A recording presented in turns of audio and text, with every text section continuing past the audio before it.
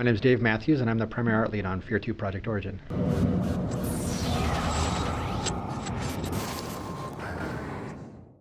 As you play F.E.A.R 2, we actually start about 30 minutes before the end of the first game. And as you're playing through the first mission as Michael Beckett, you're trying to find Genevieve Aristide. Eventually, at the end of the mission, you meet up with her, and she'll start to give you a little bit of tidbit of information and start to push you forward. But ultimately, that mission culminates with the explosion from the end of the first game. Hopefully, that wasn't a spoiler. But yeah, the explosion occurs at the end. You get to see it from a different perspective this time, and at that point, the stories kind of merge, the timelines merge, and then we can continue to tell the story that we want to tell about Alma.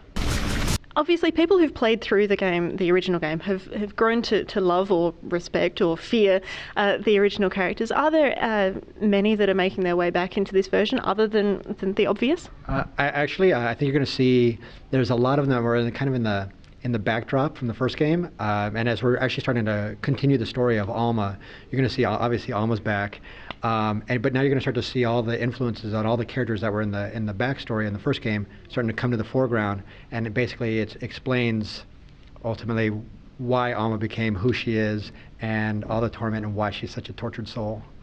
So obviously the powered armor has been introduced. Everyone's been talking about these mechs that are being involved and how excited they are about that. What can they do? So EPA is basically it's a 14-ton mech. It's got like dual-link chain guns. It can fire off a volley of rockets. But really where it starts to shine and you get to see the power of the arsenal is how it can start to rip up the environment. So as it starts to tear away cover and all that kind of stuff, it forces our AI to respond to you and how you're changing the landscape of that combat space. So I mean that then neatly leads me to my next point, which is tell us about the AI. One of the great things about our AI is that it's not scripted, so everything is stimulus based. So we have to educate the AI about how the environment works, what they can take advantage of, how the space might be traversed. Everything that we can do to educate the AI, we get better gameplay performance out of it. And then as soon as we started in F.E.A.R 2, we started to open up that combat space. We started to get outside and you're traversing a lot bigger areas. And ultimately, combat started to feel a little bit different. And it gave us great opportunities then to jump in and create new awarenesses about that the AI can start to leverage. So now they're aware of, I'll call it like elemental hazard damage. So now they're aware of fire, they're aware of water sources, they're aware of electrical aspects. So like if there's like a transformer that's up on a street, they can maybe leverage that as a combat opportunity or avoid it depending on how aggressive you are about using the environment. All these things come back time and time again, and you're going to see it manifest itself in various ways of combat, and it's all due to our AI. I know that you were working on getting Michael Beckett to feel more immersed in the game, or the player as Michael Beckett to feel more immersed. So, you'll see his hands when he's vaulting over things, he'll flip things over. Mm-hmm. It looked to me like everything that Michael Beckett is capable of in the game, the AI are also capable of. Is that a fair assumption to make? Absolutely. In the first game, people got to experience how the AI was going to kind of leverage a lot of the environment in a really intelligent manner. And as soon as we started to expand that palette of what they were capable of, we're like, we need to make the player be able to have these same abilities. And then all of a sudden we started thinking about more and more about immersion and how we could really start to push that forward.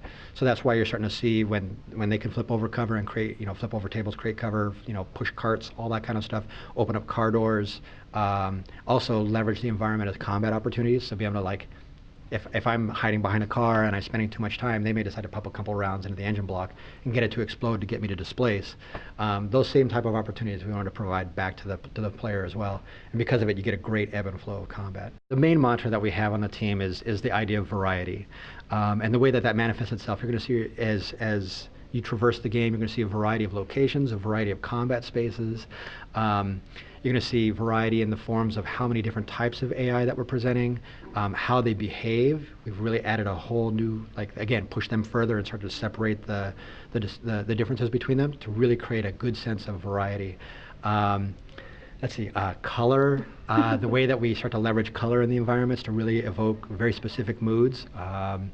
Let's see, I mean, the list goes on and on and on. There's a variety in settings as well. You're no longer just stuck in corridors, are you? Right.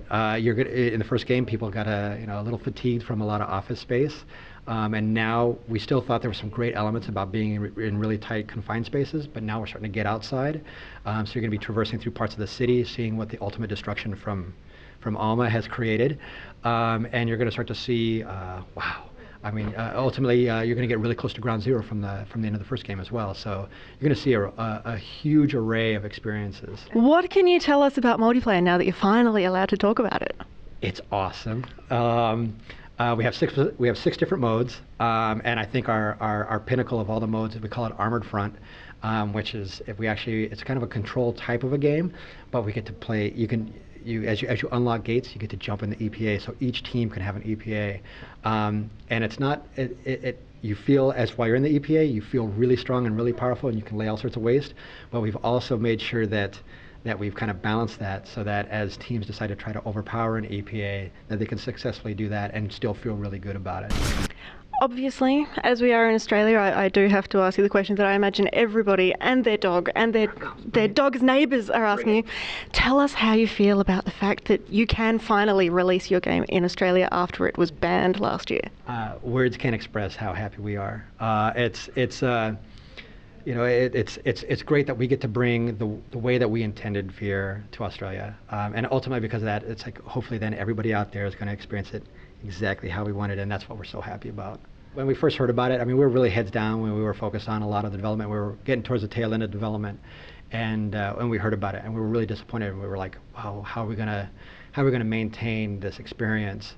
And ultimately, WB is awesome, and they went to bat for us, and they explained what we were trying to achieve, and we got the ban lifted, which makes everything awesome.